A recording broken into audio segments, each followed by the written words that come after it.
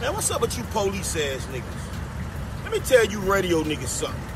Y'all getting out of line. Ebro, you disrespected a homie. You tried a young nigga. Kodak, my little nigga. If nobody ain't gonna step up, nigga, I'ma step up, nigga. I won't smoke, nigga. You get on the radio, you supposed to be an older nigga. You supposed to be a nigga that's supposed to lead these niggas not into temptation. You supposed to get these niggas and put them under your wing and teach them the right from wrong. But your bitch ass, you trying to be a fake ass Charlamagne. There's only one Charlamagne to God, pussy. Keep Kodak name out your mouth and stop bringing up shit you know the little homie cannot talk about on the radio, bitch ass nigga. And watch your motherfucking mouth, nigga. Don't disrespect no nigga from around my way, nigga, unless you won't smoke. Matter of fact, I won't smoke, bitch ass nigga. That go for Ebro and anybody who don't motherfucking like you, nigga. Fire. All right, Miss Taliaferro TV, how's everybody doing out there? Now, for those who don't understand the connection or the relationship between Trick Daddy and Kodak Black, Kodak Black and Trick Daddy are both from Florida. All right, just to go ahead and throw that out there, that's a Florida connect. Trick Daddy was one of the OGs to not give up on the young kid Kodak. Remember Kodak Black when he came into the game? A lot of rappers and big time. Remember like Master P even got involved. A lot of guys had kind of took some interest into Kodak Black and tried to put their arms around Kodak. And Kodak wasn't really receptive to a lot of that energy. Trick Daddy stayed around and he kept his arms, the OG kept his arms around Kodak, and he takes anything revolving around Kodak Black very seriously. Now, we obviously know what happened yesterday in the interview with Ebro in the morning. Kodak Black came up to Hot 97. Out the gate, Ebro and company asked Kodak Black about a sexual misconduct trial that Kodak has coming in April of 2019. That made the interview a little bit of tense. I ain't gonna say the whole thing just wasn't tense out the gate, but there's a little bit of tension to start the interview out. They get through it. Kodak gets into a groove. They start asking him questions. He's starting to open up a little bit. You could tell by his body language he was opening up to the interview. And after that, you know, it went sour again. 15, 16 minutes in, Ebro kind of circled back around to get a direct answer about again, it's a sexual misconduct case. Pretty much it's a rape that Kodak is accused of a couple years ago in Florence, South Carolina. Ebro tracked back and was like, yo, I hope we can talk about this one day. I know we can't talk about it right now. Here's what I'm guessing, because I've did my share of interviews and I know how this goes.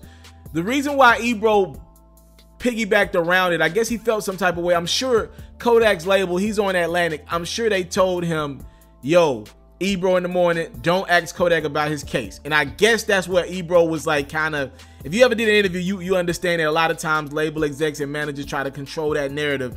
So I'm guessing what happened was the label of Kodak's team before the interview started told Ebro and company, don't ask about his sexual misconduct case that's happened at the top of the year. So I think that's what it was, and Ebro wanted to circle back around it to still try to get as much as he can out of Kodak. And Kodak was like, pretty much, I don't want to talk about that. Y'all always trying to bring niggas like me down. That's bullshit. Peter Rosenberg tried to change subject to no avail. At that point, Kodak was already frustrated. Then I felt like Ebro kind of pushed it a little bit more by saying, you don't got to be up here. And then Kodak walked out. Now, I'm not mad at Trick Daddy for taking his approach and standing up for his young bull.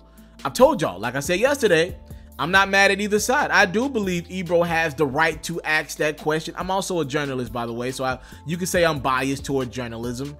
But looking at this as unbiased as I can be, I feel like Ebro has the right to ask that question. Yo, if you're an artist and you're doing an interview with me and there's a potential chance that you might be facing freaking life 15, 20 years behind bars, if we're going to lose you for 15, 20 years one day randomly, we don't have the right to ask you about that? Like, I just want to know what's up. Like, yo, how confident are you going to beat this case? You know, and I do, because Kodak doesn't do a lot of press. I do think that was a fair question. Now, other end, I think it was also fair on Kodak's end. He has the right to be like, no, I don't want to talk about that. Now, if I were him, to not look as guilty, because he looked pretty damn like he had something to hide, and he looked pretty pissed that he got brought up, I probably would have played it off a little better. Maybe talked to his lawyer before the interviews and kind of been like, yo, you know what I mean? My lawyer said I can't talk about this. Whoop the whoop, whoop the whoop. It is what it is. When I get done with the trial, I'll be able to speak on the matter a little bit more and prove my innocence. I would kind of took that approach to it. I ain't saying he got to incriminate himself and say, I'm guilty, I'm guilty. No, I'm not saying that either, but I do want to make my stance clear. I believe journalists have the right to ask these hard-hitting questions. I don't want to put the onus and I don't want to put the intention on the reporter or journalist asking a question, because and I don't know if there was rape there or sexual assault or anything there in Kodak's situation. All I'm saying is I don't want the blame to leave the journalist for asking a question, and we no longer put any blame on if a rape occurred. Like, I don't want to victim blame here and try to make the reporter the bad guy because you got somebody who's at the top of his field. I'm not saying this is Kodak. I'm just saying, generally speaking, you got this powerful figure who feels like no one can ask them tough hitting questions about maybe some bullshit that they might have did to someone. So I'm not the guy to say, yo, Ebro can't ask that question. I don't think Ebro's the feds for asking that question. Like, I see a lot of people clowning him right now in their comment section. I don't think that makes him the feds. I think Kodak has the right to answer that question in every way. Maybe Ebro could have worded it better. He did sound like he sounded like a bully in the way he kind of piggybacked around it. Like, you know, but I think he has the right to ask that question. I just think it's all about Kodak and responding how he needs to respond. Like, yo, come up with a statement. Like when I did, Black Youngster's got a case coming up in 2019, right? I interviewed Black Youngster earlier in 2018, and he got a case revolving around a Young Dolph shooting. I asked Youngster, you know, people want to know about your case. People want to know what's going on in your situation. You got fans. And Youngster gave me a creative answer. Matter of fact, let's play that real quick. You know your case. I mean, fans want to know, do you have an update? I know there's, from what I've been told, a trial coming soon. Is there any update you have? I don't find cases. I got cases. I can't talk about that. Shh. I know you ain't the police, so you ain't gonna ask me again. I ain't the feds, but goddamn. Yeah. So we can go to the what is that? Next question. That's all it's gotta be. You know, and I'm a rookie in the game compared to Ebro. Ebro 20 plus years in. I just think there's gotta be a way to ask that question and not have the rapper or artist feel like they're in a police interrogation room, but at the same time let fans know, yo, I care about this issue. I don't think Ebro drew that line the best, and Kodak definitely was upset at the approach that Ebro gave him. What y'all think about this interview though? And what y'all think about Trick Daddy standing up for his man? He's like, yo, Ebro, that's a Fed type thing. That's the second or third artist to call Ebro the feds this year. I know 50 did it a month or so ago. What y'all think? Y'all talk to me in the comment box below. Thank y'all so much for the time, love, and support. Listen, man, I don't take it for granted. Salute. I'm out. I hate to interrupt the video, but I got a gift for you. See, I know a lot of people just be scheming through the videos. They don't really be watching the whole video, but we're going to start to catch them fake pharaohs now. The whole month of December, I got Amazon gift cards on deck, and I'm going to just be randomly giving them away like right now. All right, so the Amazon code that's flying across your screen right now, it's yours. The first person to redeem it, have whatever the amount is. I think I got some $10 ones, $25 ones, $50 ones, $100 ones as well in their mix. So this gift card is yours. I hope you win it. I hope you watch this video all the way through. We gonna randomly drop these little videos in the midst of my videos the whole month of December. So we gonna catch all these fake pharaohs who ain't watching my videos all the way through. Just a small token of my appreciation for you and being a subscriber of my platform.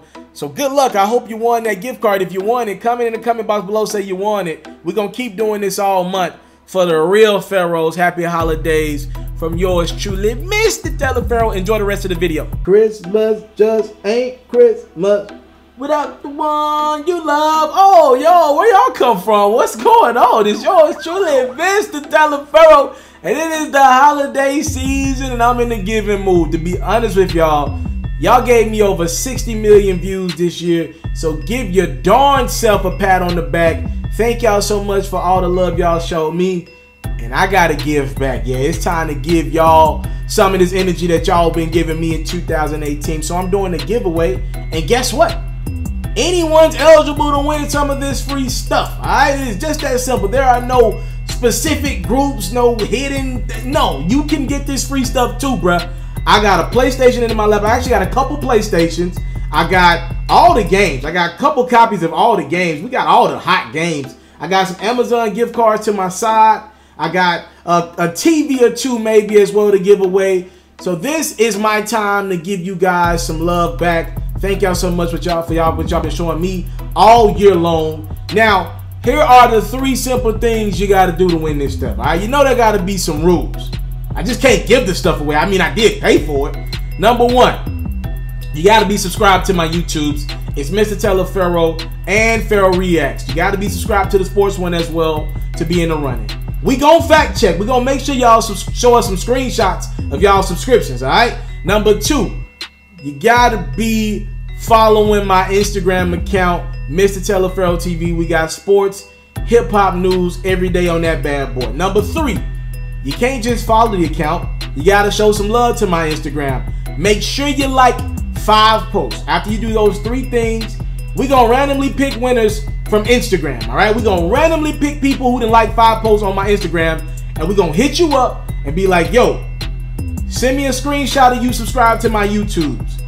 Send me a screenshot of you following my Instagram, and we're going to go from there. We're going to pick random winners. I got somebody working on that during this holiday season. But yes, you can win some of this free stuff. I want to help some of these parents make their Christmas morning special for their kids.